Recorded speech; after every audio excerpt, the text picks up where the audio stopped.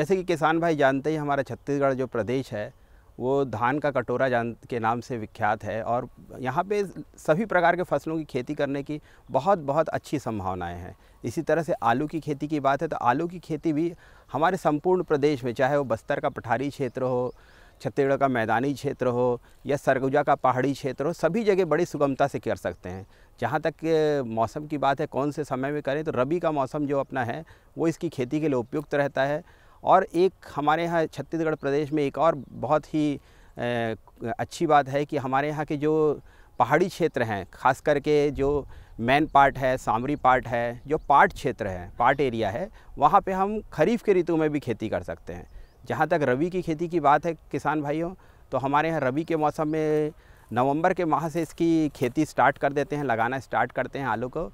और जो हमारे यहाँ का पार्ट क्षेत्र है, जैसे कि मेन पार्ट, सामरी पार्ट जो आप लोगों को बता रहा था, वहाँ पे हम इसकी खरीफ में भी खेती कर सकते हैं।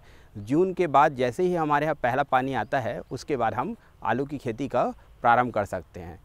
तो इस तरह से हमारे संपूर्ण प्रदेश में इसकी खेती की भरपूर संभावना है किसान भाइयों। बहुत सुगमता से, बहुत अच्छे से इसकी खेती हम कर सकते हैं।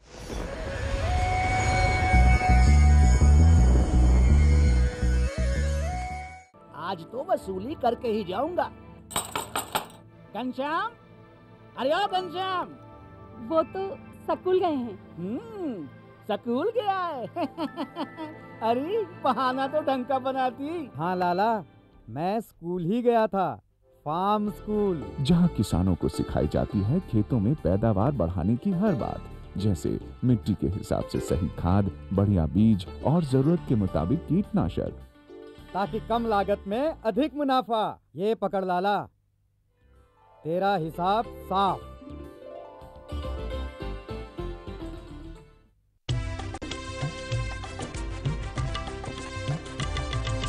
सहकारिता के बल पर विकास के लिए उठे कदम, जन सहकार की ताकत लेकर आगे बढ़ते जाएं हम। जन जन ने इस क्रांति में है विश्वास जगाया, हम सब ने मिलकर विकास का परचम है फहराया। दूर जहां सूरज उगता उस धरती से मैदानों तक, हिम शिखरों के श्वेत बर्फ से हिंद महासागर तक। श्वेत क्रांति हो, हरित क्रांति या ग्राम विकास की बात, एकता ही धर्म हो अब चाहे दिन हो या रात। कृषि मंत्रालय भारत सरकार द्वारा जनहित में जारी।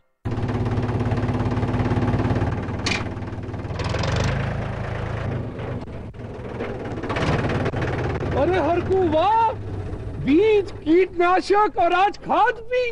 अरे इतना खर्चा कहाँ से? अरे खर्च की चिंता किसे है, मेरे पास है ये किसान क्रेडिट कार्ड।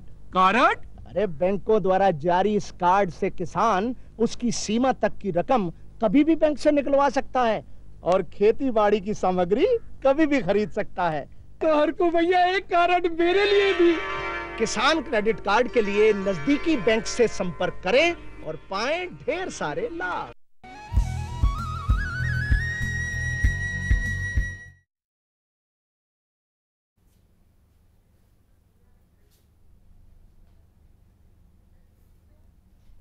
कृषि दर्शन के देखैया जम्मो संगवारी हो, राम राम, जय जोहार। संगवारी हो, हमारे सजीव फोन इन में आप मन के स्वागत है।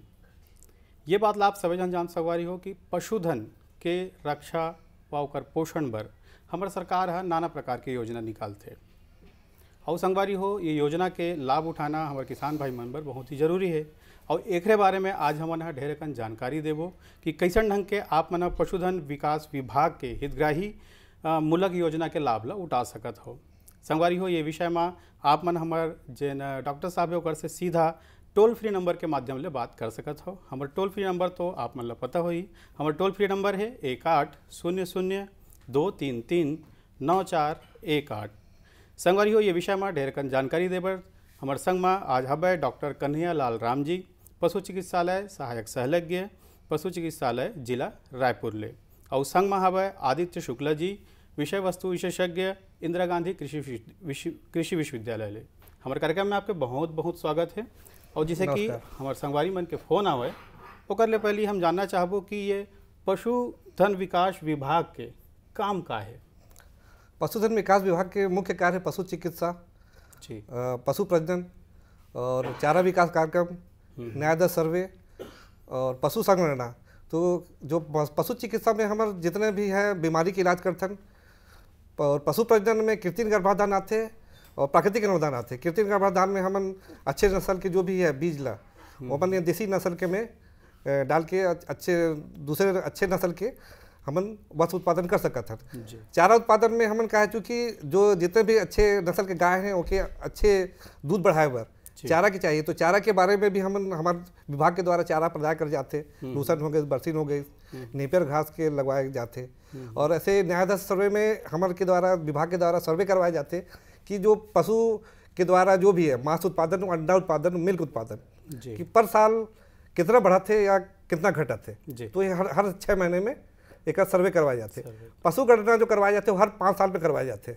तो हर जितना भी पशुपालन विभाग में जितने भी गाय, मुर्गी, बैल, सुअर जितना है सबके पशु संगणना के कार्य हमारे विभाग द्वारा करवाए जाते हैं। जी जी जी बिल्कुल। आप बहुत सुघर बात बताओ हो कि पशुपालन में सबसे महत्वपूर्ण होते ओकर जेन भोजन हवे, है ना।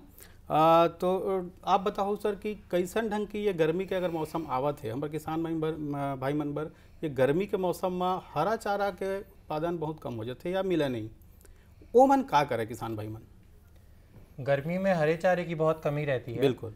एंड उसके लिए किसान भाई बहन ये कर सकते हैं कि सिलेज कर सकते हैं। जितने भी नेपियर ग्रास होते हैं, सोरगम हो गया, मतलब बाजरा वगैरह, इनका सिलेज कर सकते हैं। इसमें बहुत ज़्यादा परेशानी की बात नहीं है।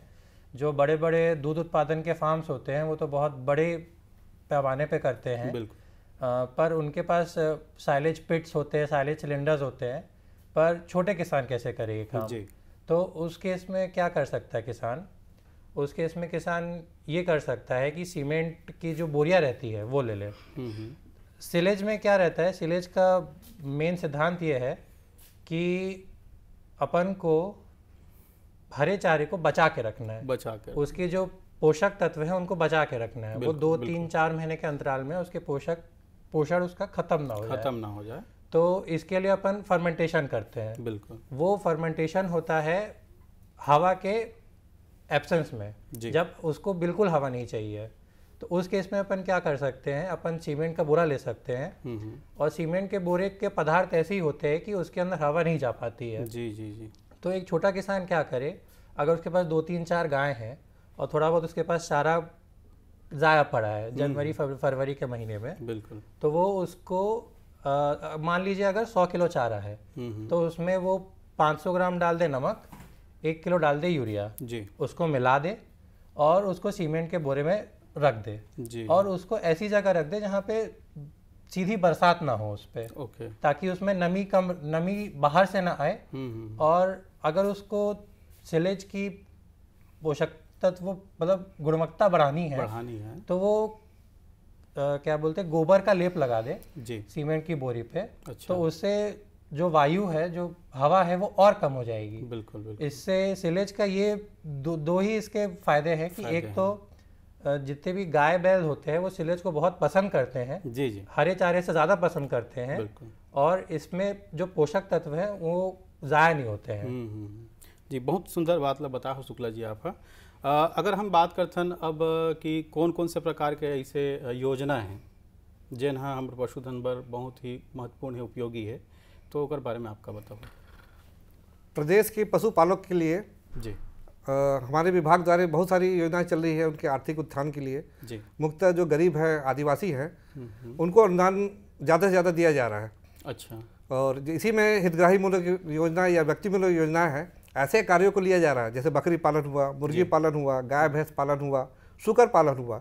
ऐसे कार्यों में उनको अधिक से अधिक लाभ सीधे उनको मिलता है। तो व्यक्ति मूलक योजनाओं में हम लोग सबसे पहले आते हैं जैसे बकरी पालन के लिए अनुदान पर नर बकरा जी, और ऐसे सूकर पालन में अनुदान पर नर सूकर और अनुदान पर त्रायो सूकर, ऐसे उन्नत मादा वत्स पालन योजना, नवीन राज्य डेयरी उद्यमिता योजना, अपना राज्य बकरी उद्यमिता योजना, ऐसे करके बहुत सारी योजनाएं हैं जिनको मैं विस्तार से मैं धीरे धीरे मैं उसमें आऊँगा। बिल्कुल। डॉक्टर साहब अगर संगे संग यही बताओ कि पशुधन मित्र योजना का हरे और एक ऐसे कौन कौन से किसान है जेकर पात्र हो सकता है? जी, ये अपन छत्तीसगढ़ शासन में पशुधन मित्र योजना अपने विभाग के द्वारा संचालित की जा रही है। पशुधन मित्र योजना उन लोगों के लिए है जो शिक्षित बेरोजगार हैं। अच्छा। और वो अपने पशुधन विकास के लिए कुछ कार्य करना चाहते हैं। तो उसी में एक आता है मैत्री योजना या प्राइवेट AI वर्कर। उसमें क्या होता है कि जो 10वीं पास है, जो बेरोजगार है, वो अपना फॉर्म भर के नियरेस्ट जो निकटतम पशु चिकित्सालय में उसमें जमा कर देंगे। वहाँ से उनको जो भी अपने जिले के जो भी है विभाग अध्यक्ष को भेजा जाता है, वहाँ से वो चयनित करके उनको ट्रेनिंग के लिए अभी जो पॉलिटेक्निक कॉलेज जो खुले हुए हैं जी, अपने जैसे महासमुंद हुआ, सूरजपुर हुआ, ऐसे जगहों में उनको ट्रेनिंग दिया जाता है कृत्रिम गर्भाधान का। अच्छा, ठीक है। तो वो जब उसको ट्रेनिंग को प्राप्त करने के बाद वो आके जैसे दूरस्थ अंचलों में जहाँ कृत्रिम गर्भाधान हमारे जी डॉक्टर साहब एक फ़ोन आवा थे। जी जी, हेलो हेलो हेलो जी किसान भाई, क्या नाम है आपके, कौन गाँव ले बोला था? मैं भगत राम पटेल बोला था भैया, सिंगारबाड़ी घुटकू बिलासपुर छत्तीसगढ़ ले। बिल्कुल बिल्कुल भगत भैया, आप नंबर प्रश्न पूछो भैया। सबले पहले तो नवरात्रि के गाड़ा बधाई है आप सब झन जय जोहार राम राम जात है। जी जी, आप लोग भी बहुत बहुत शुभकामना भैया। आज तो हमारे पास बहुत सारे प्रश्न हैं, लेकिन एक दो प्रश्न ऐसे हैं जेकर से हम आज साहब मन जानना चाहते हैं। पहली प्रश्न ये है कि यदि देसी नस्ल की गाय है, अगर अच्छा नस्ल के अगर हमन का बछड़ा लेना है तो ओकर लिए हमन ला कब और कौन का विधि अपनाल पड़ी? और दूसरा चीज ये है कि जिन चारा के जिन व्यवस्था है, तो चारा के व्यवस्था करे खातिर हमन ला सरकार की योजना के कौन कौन योजना के लाभ ले सकत हैं? एकरे बाद जी डॉक्टर साहब। जी जी जी, आप बहुत अच्छा सवाल पूछे कि अपना जो देसी गाय है जितने भी यहाँ पर है, जो कोसली ब्रीड के जो गाय हैं अपने बोलते हैं कोसली, तो वो उनमें क्या है दूध उत्पादन बहुत कम होता है, आधा पाव ज़्यादा से ज़्यादा 1 लीटर। तो हम लोग हमारी ये योजना चल रही कृत्रिम गर्भाधान की योजना और एक प्राकृतिक गर्भाधान। तो कृत्रिम गर्भाधान में ये होता है कि आप जब भी गाय आपकी गर्भी में आती है तो जो भी वहाँ पर निकटतम पशु चिकित्सालय, पशु अस्पताल या जो भी प्राइवेट कृत गाय करता है, मैत्री है, उनको आप तुरंत सूचना दीजिए। वो आपके घर में पहुंच के आपके गायों में जो भी गर्मी में आई है उसमें वो अच्छे नस्ल के, जैसे आपका गिर हो गया, साहिवाल हो गया, जर्सी हो गया, HF हो गया, या आपकी जो भी इच्छा होगी उसके वो बीज को उसमें डालेंगे। उससे क्या होगा कि आपके जो आने वाली जो बछिया होगी या बछड़ा होगा, अगर बछिया होगी तो वो क्या होगी, वो संकर नस्ल की होगी। अगर गिर के डालते हैं तो उसके जो बछिया होगी संकर मतलब देसी और गिर का, साहिवाल डालते हैं तो देसी और साहिवाल का, ऐसे करके संकर नस्ल या बछिया अगर पैदा होगी तो वो जो दूध देगी वो उसमें बढ़ोतरी होगी। और उसमें हम लोग एक योजना भी चल रहा है, उन्नत मादा वत्स्य पालन योजना। अगर कृत्रिम गर्भाधान से अगर बछिया पैदा होती है तो 6 माह से लेकर साल भर तक उनको जो भी चयनित हितग्राही है उनको हम 19,500 का दाना हमको हमारे द्वारा दिया जाता है, जिसमें से कुछ जो है जैसे अनुसूचित जनजातियों के लिए 90% तक रहता है और बाकी जो सामान्य वर्गों के लिए 75% तक का अनुदान रहता है। जी जी डॉक्टर साहब, हम गोल्ड बात करते रहे हैं कि मित्र योजना के विषय में। जी जी जी, आप वही में बताते रहे हो कि मित्र योजना के लाभ हमारे किसान भाई मन कैसे उठा सकते हो, पात्रता का हुई करके? पात्रता वही जो गाँव है उनमें जो भी शिक्षित बेरोजगार हैं वो अपन फार्मला या नियरेस्ट जो भी पशु चिकित्सालय जाके वहाँ जमा कर सकते हैं। पशु जो भी हम पशु चिकित्सक हैं या पशु चिकित्सा अधिकारी हैं वहाँ से मिल के बता सकते हैं कि मैं ये क्षेत्र में कार्य करना चाहता हूँ, तो ओकर फार्मला वहाँ के जो भी जिला जो है अधिकारी वहाँ तक भेजल जाए और वहाँ से फिर वो जितना भी कैंडिडेट है या जो भी है उनके भेजना है वो एक सीमित संख्या में जो कि ट्रेनिंग करना रहते, तो जितना भी उनमें से चयनित जो हितग्राही हैं उमन के जो अपन पॉलिटेक्निक कॉलेज है, महासमुंद है, सूरजपुर है, यहाँ पे उमन के 6 से 7 महीने भर के ट्रेनिंग होते, उनमें कुछ प्रैक्टिकल पढ़ाए जाते, कुछ थ्योरी पढ़ाए जाते। एक बाद तो शिक्षित होकर वो अपन जो भी एरिया में काम कर सकते हैं। उनमें बाकायदा उमन के जो है AI से संबंधित किट उमन ला उपलब्ध निःशुल्क उपलब्ध कराए जाते और उकर से वो साल भर में 5 से 10 हज़ार बिल्कुल कमाई कर सकते हैं। अब जैसे एग्जांपल बताता हूँ, जैसे मान लो कोई एक AI करी सुमन, एक कृत्रिम धान करी, तो एक AI की उमन के मिली 50 रुपये, ठीक है। एक बाद वो जो गाय है वो बछड़ा जो भी जन्म दी ओकर मिली ओके 700 रुपये, अच्छा अच्छा, फिर 6 महीने बाद फिर 200 रुपये और साल भर के बाद ओके 200 रुपये, ऐसे करके ओके 1150 रुपये ओके पर मतलब एक बोलते हैं कार्य आधारित प्रोत्साहन राशि। जी जी जी। तो एमे से उमन के मिली। तो ये मैत्री योजना के एक बहुत बड़ा फायदा है कि उमन के निःशुल्क में करना है, लेकिन शासन उमन के में जो भी प्रोत्साहन राशि उमन के प्रदान करी। जैसे बहुत सुघर बात बता हुआ आप। शुक्ला जी, आपसे एक सवाल करना चाहूँ कि जैसे कई ऐसे क्षेत्र होते हैं जहाँ पर कम वर्षा होते, वहाँ के किसान भाई मन पशु बर कैसन ढंग के चारा के उत्पादन कर सकते? इसके लिए अपन नेपियर ग्रास यूज़ कर सकते हैं। इसके नेपियर ग्रास का प्रयोग कर सकते हैं।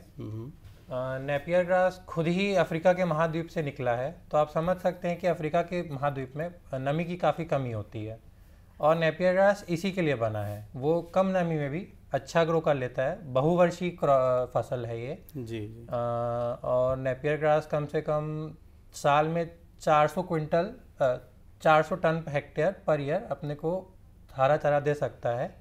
और नेपियर ग्रास में प्रोटीन की भी काफ़ी मात्रा होती है, उससे नाइट्रोजन भी काफ़ी मिलता है गाय को, और गाय नेपियर ग्रास को पसंद भी करती है। रूटेड स्लिप से या फिर नोट से अपन उसका प्रोपोगेशन करते, बीज नहीं आते हैं उसके। और एक पिट मेथड रहता है जिसमें अपन एक 60 बाय 60 सेंटीमीटर गहरा और 60 सेंटीमीटर रेडियस वाला अपन पिट खोदते हैं और उसमें कम से कम 8 से 10 नोट्स अपन लगाते हैं नेपियर ग्रास की। एंड साल में कम से कम 5 से 6 की कटिंग आ जाती है। अच्छा। और मतलब 12 महीने इसकी कटिंग हो सकती है। 12 महीने ये उग जाता है। बस ये है कि गर्मी के मौसम में थोड़ी सी नमी ज़्यादा चाहिए रहेगी, ज़्यादा चाहिए रहती है, तो कम वर्षा में भी हो जाता है। कम वर्षा में भी आराम से हो जाता है। बहुत सुघर बात बता हो आप भी। अब हम जानना चाहो जैसे कि हम योजना के बात करत हन, तो हमारे जन योजना है अनुदान के भी लोग बहुत स्थान होते, ऐसे कौन कौन सा अनुदान है और पात्रता का है बकरी पालन पर, सुकर पालन पर या अन्य पर, आप बताइए। जी, बहुत अच्छा क्वेश्चन है कि हमारे जो भी पशुपालन विभाग के जो भी योजना चले थे उनमें सब में अनुदान के प्रावधान है। जैसे बकरी पालन पर भी है, जैसे नर बकरा। नर बकरा में क्या है कि एक जो हितग्राही हैं समस्त हितग्राही हैं, मतलब सामान्य वर्ग के, अन्य पिछड़ा वर्ग के, अनुसूचित जाति, अनुसूचित जनजाति। लेकिन अनुसूचित जनजाति और अनुसूचित जाति के लिए 90% अनुदान है। अच्छा। और सामान्य और पिछड़ा वर्ग के लिए 75% अनुदान के है। तो जैसे मान लीजिए कि बकरा अभी का है कि जो पुराना में चला था इसकी में डिपार्टमेंट से या अपने विभाग से मतलब बकरा प्रदाय करते थे जो भी हितग्राही हैं। लेकिन अभी को चला थे वो स्कीम चला था डायरेक्ट बेनिफिट स्कीम। अच्छा। डीबीटी। अच्छा। तो डीबीटी में कहा होते कि जो भी हितग्राही है वो अपन मर्जी से स्थानीय जो भी वहाँ के जो बाजार है, पशु बाजार है, वहाँ से या फिर कोई भी केंद्र से जहाँ अच्छे नस्ल के जो बकरा मिलते वहाँ से खरीद के ओकर जो भी सत्यापन वहाँ के क्या बोलते हैं सरपंच हो गए, अगर नगर पालिका थे तो पार्षद से सत्यापन करवा के पशु चिकित्सा सहायक संलग्न पशु जो अधिकारी है वो वहाँ सत्यापित करवा के जो बिल ला या देयक ला वो वहाँ भिजवा दी। अच्छा। अपन जिलाधिकारी में तो वहाँ से ओके जो अनुदान की जो है राशि है वो डायरेक्ट होकर जो खाते में पहुँच जाए 90%। मतलब 90% में मान के चलिए कि 4000 के आसपास उनके मिल जाही। और जो सामान्य वर्ग के हैं वो करीब 3500 रुपये मिली। अच्छा। ये हो गया सर, जैसे मैं बताया कौन में अपना नर बकरा ऐसे जो है डेयरी फार्म वाला में जी। जो राज्य पोषित जो है डेयरी उद्यमिता है जी। उसमें क्या है कि 1,40,000 के प्रावधान है। उसमें 1,40,000 के गाय या भैंस खरीद सकते हैं संकर नस्ल के अपना या फिर अपना जो देसी नस्ल है गिर साहिवाल हुआ, रेड सिंधी हुआ, ऐसे खरीद सकते थे। तो खरीदे के बाद सेम वही प्रोसेस है कि जो वहाँ के सरपंच हो गई और कृषि स्थायी समिति के अध्यक्ष है, यहाँ से सत्यापन करवा के कि हम खरीदी होगी से, और जो पशु चिकित्सक वो सत्यापन ला फोटोग्राफ वगैरह लेके जिलाधिकारी ला भेजी। तो जो सामान्य है और अन्य पिछड़ा वर्ग है ओके लगभग 50% के मन के अनुदान मिल जाए, मतलब 70,000 की मिल जाए। वही जो अनुसूचित जनजाति है और अनुसूचित जाति और अनुसूचित जनजाति ओके 90% अनुदान मिल जाए। अच्छा। तो इनमें बहुत राहत है कि भाई उनमें जो भी जानवर खरीदी के उनमें जो वित्तीय उम्र के भार है वो बहुत कम हो जाते हैं। बहुत कम हो जाते हैं, लाभ होते। बिल्कुल, ये तो रही इस बात। अगर हम बात करते हैं कि पशु रोग नियंत्रण पर जी हम कौन कौन से योजना के लाभ उठा सकते हैं? एमा टीकाकरण घलो का बताओ। जी जी, पशु रोग नियंत्रण में अभी हमारे जो सबसे ज़्यादा जो योजना चल रही है FMD टीकाकरण और PPR, HSBQ और इंट्रोटॉक्सिमिया, ऐसे सारे जो भी बीमारियां हैं, मतलब जैसे बड़े जानवरों के लिए FMD हो गया, गलघोटू हो गया, एक टंगिया हो गया, ये अपना साल में एक बार सब में लगाते हैं और निःशुल्क लगाया जाता है। और लेकिन FMD का भी जो चल रहा है, जो अपना योजना जो चल रही है, ये बिल्कुल एक एक घर में जाके टैगिंग के साथ उसकी बाकायदा एंट्री, ऑनलाइन एंट्री की जा रही है जी, ताकि कोई भी जानवर बचे ना। और यहाँ से मतलब इस अपने छत्तीसगढ़ राज्य से FMD बिल्कुल रोग मुक्त हो जाए छत्तीसगढ़ राज्य। इस बार रोग में इसमें प्रयास चालू है। वैसे सेम है PPR, बकरियों में PPR बहुत ज़्यादा मतलब बीमारी फैलती है और एक बार में बहुत सारे जो पूरे लॉट है वो ख़त्म हो जाते हैं। तो जैसे अपना पल्स पोलियो अभियान चलता है ह्यूमन में, वैसे हमारा पल्स टीकाकरण इसका चलता है PPR का। इसमें भी हम लोग डोर टू डोर घर जाके PPR का टीका लगाते हैं। और आपको बताना चाहूँगा कि अपना छत्तीसगढ़ इसमें अभी अग्रणी है जी, और अपनी जो बकरी की पॉपुलेशन बढ़ गई है पिछले साल से। जी जी, बहुत सुंदर बात बताया हो। शुक्ला जी, आप बताओ कि एक छोटे जो किसान होते अपन जो गाय गरवा है, अपन पशु हवे, ओला मतलब पूरा पोषण देना चाहते और ओकर भी बजट कम होना चाहिए, तो हम ऐसे कौन कौन से चीज़ के ओमा उत्पाद ला ओमा मिला करके हम एक अच्छा भोजन और पशु चारा बना सकते हैं, ये विषय में बताते हो। थोड़ा सस्ता अगर अपन देखें तो अपन अजोला यूज़ कर सकते हैं। जी जी, जैसे अपन किसान भाई मान जानते होंगे कि दलहनी फसलों में नाइट्रोजन कम लगता है जी। वो इसलिए लगता है क्योंकि वो प्राकृतिक जो नाइट्रोजन है उसको इस्तेमाल कर सकता है। तो जो अजोला है उसमें भी यही खूबी होती है कि वो प्राकृतिक नाइट्रोजन यूज़ कर सकता है। और अभी सेंट्रल गवर्नमेंट ने ज़ीरो बजट प्राकृतिक खेती में अजोला को भी प्रमोट किया है। बिल्कुल। और अजोला में कम से कम 25 से 30% प्रोटीन पाया जाता है। इसमें किसान क्या कर सकता है कि और पर यह भी है कि पूरा अजोला नहीं देना है। अजोला सप्लीमेंट है, सब्स्टिट्यूट नहीं है। जी जी जी, उसकी जगह कोई और नहीं ले सकता। तो अगर किसान 70% उसको चारा खिला रहा है, हरा चारा, तो उसमें 30% अजोला भी दे सकता है, क्योंकि ये प्रोटीन इसमें बहुत ज़्यादा होता है और दूध की गुणवत्ता बढ़ेगी इससे। जी जी, और इसका कल्टीवेशन भी बहुत मुश्किल नहीं है। अपन को बस एक छोटा सा पॉन्ड चाहिए, पानी जिसमें थम जाए, कंक्रीट का लाइनिंग का रहे तो सबसे अच्छा है। और इसमें अपन को 10 किलो SSP लग जाएगा, 1.5 किलो मैग्नीशियम सल्फेट लग जाएगा और 500 ग्राम MOP लगेगा। अपन एजोला कहीं से बाज़ार से ख़रीद के लगा सकते हैं इसमें। 7-10 दिन में वो काफ़ी ग्रो कर जाता है, मतलब 1.5 किलो से वो 10 किलो तक पहुंच जाता है 7-10 दिन में। और उसी को अपन अजोला को हार्वेस्ट करके 10 दिन बाद अपन गाय को खिला सकते हैं, हर दिन 1.5 किलो के हिसाब से। जी जी जी जी, ये बहुत अच्छा बात बताओ आप। ये बिल्कुल हमारे किसान भाई मन पर बड़ा अच्छा हो ही। एक संगे संग हम बात करते हैं कि कृत्रिम गर्भाधान के अगर हम बात करें तो ये योजना के मूल उद्देश्य हमारे किसान भाई मन ला ज़्यादा से ज़्यादा फ़ायदा पहुँचाना है। कैसे ढंग के फ़ायदा पहुँचते हैं? कृत्रिम गर्भाधान का मेन उद्देश्य है पशु नस्ल सुधार। जी, पशु नस्ल सुधार हमारे जो पशुपालक हैं उनके लिए कृत्रिम गर्भाधान एक बहुत अच्छा माध्यम है।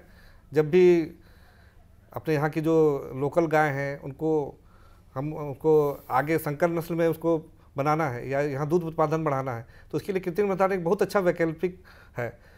हम चाहेंगे कि यहाँ जो किसान भाई कृत्रिम गर्भाधान का लाभ उठाएं, और इसी के लिए सारी योजनाएं बनी हैं। जैसे आपका पशुधन मित्र योजना, क्योंकि पशुधन मित्र योजना हुआ क्योंकि दूरस्थ अंचलों में क्या है कि कृत्रिम गर्भाधान का जो हम लाभ नहीं दे सकते जी, तो इसीलिए जो पशुधन मित्र योजना में उनको ट्रेन करके कि कृत्रिम गर्भाधान वहाँ तक पहुँच जाए। जी जी डॉक्टर साहब, समय के अभाव है, आप मन बहुत सुघर जानकारी हमारे किसान भाई मन दे हो, एक बार आप मन बहुत बहुत धन्यवाद।